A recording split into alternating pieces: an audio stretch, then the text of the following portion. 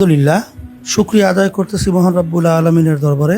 আলহামদুলিল্লাহ, আজকে Hafezi charitable society of Bangladesh এর পক্ষ থেকে উল্লেখযোগ্য কেন্দ্রীয় প্রতিনিধি তারা আমার সাথে আলোচনা করার পরে তাদের যে খেদমত এবং অসহায় মানুষের পাশে দাঁড়ানো এবং তাদের দিন বিশেষ করে সামাজিকভাবে তাদের যে কার্যক্রমটা উল্লেখযোগ্য, বিশেষ করে ফিলিস্তিনের যারা অসহায় এবং যারা আহত এবং যারা নাকি পরিবারের স্বামী হারিয়েছে, সন্তান হারিয়েছে, অথবা তাদের স্ত্রী সহ সন্তানদেরকে হারিয়েছে, তাদের পাশে তাদের যে খেদমত এবং তাদের খানা এবং তাদের বস্ত্র বিতরণের যে দৃশ্য আমার কাছে যেটা তারা দেখালো, এটা দেখে আমি অত্যন্ত খুশি হয়েছি যে আল্লাহ রাব্বুল আলামিন এইভাবে আমাদের সকলকে যেন অসহায় আমার ভাই বোনদের পাশে, বিশেষ করে ফিলিস্তিনের আমার মুসলমান ভাই বোনদের পাশে, বাচ্চাদের পাশে আমরা যেন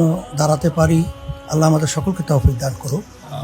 আর সাথে সাথে আমার ভাইদের যে অন্যান্য যে কার্যক্রমগুলো আছে সবই আলহামদুলিল্লাহ যেটাকে বলা হয় অত্যন্ত প্রয়োজনীয় মানুষের জন্যে, সমাজের জন্যে এই কাজগুলো তারা করছে।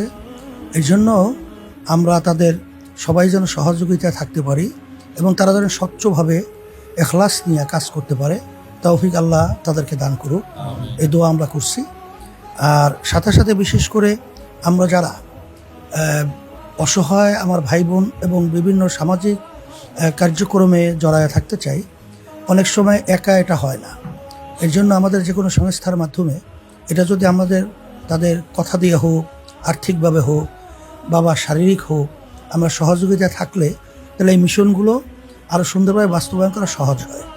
এই জন্য আমি সকলকে আহ্বান জানাবো যে আমরা এই সমস্ত সংস্থাগুলোর সাথে আমরা জড়াইয়ে যেন খেদমতে আমরা সহযোগিতা করতে পারি। এই তৌফিক আল্লাহ আমাকে, আমাদের সকলকে দান করুক।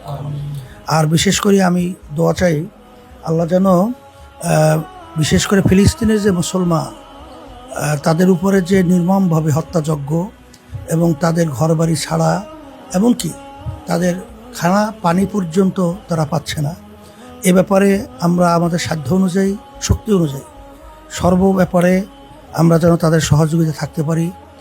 এইটা আমি সকলের কাছে অনুরোধ করছি এবং সকলকে সম্পৃক্ত থাকার জন্য এটা তাদেরকে আমি বিশেষ করে আমাদের যারা ইসলামী আন্দোলন মুজাহিদ কমিটি সহ আর যারা মুসলমান আমরা দাবি করব, সবাই যেন আমরা এর সাথে জড়ায়া থাকি অন্যায়ের প্রতিবাদে। আর যারা মানবতা নিয়ে কথা বলছেন তারাও যেন মানবতার পক্ষে আপনারা কথা বলেন।